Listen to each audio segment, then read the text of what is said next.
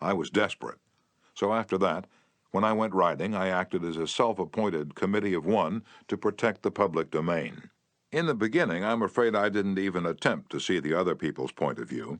When I saw a fire blazing under the trees, I was so unhappy about it, so eager to do the right thing, that I did the wrong thing. I would ride up to the boys, warn them that they could be jailed for starting a fire, order with a tone of authority that it be put out, and if they refused, I would threaten to have them arrested. I was merely unloading my feelings without thinking of their point of view. The result? They obeyed sullenly and with resentment. After I rode on over the hill, they probably rebuilt the fire and longed to burn up the whole park. With the passing of the years, I acquired a trifle more knowledge of human relations, a little more tact, and a somewhat greater tendency to see things from the other person's standpoint.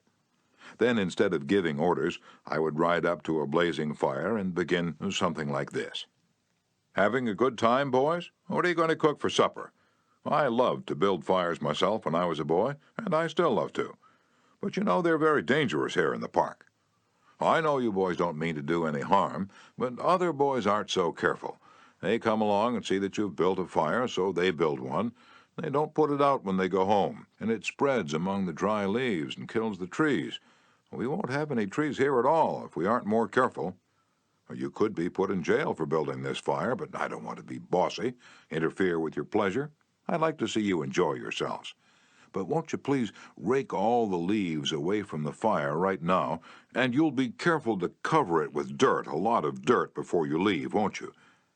And the next time you want to have some fun, won't you please build your fire over the hill there in the sand pit? Can't do any harm there. Thanks so much, boys. Have a good time." What a difference that kind of talk made. It made the boys want to cooperate. No sullenness, no resentment. They hadn't been forced to obey orders. They had saved their faces.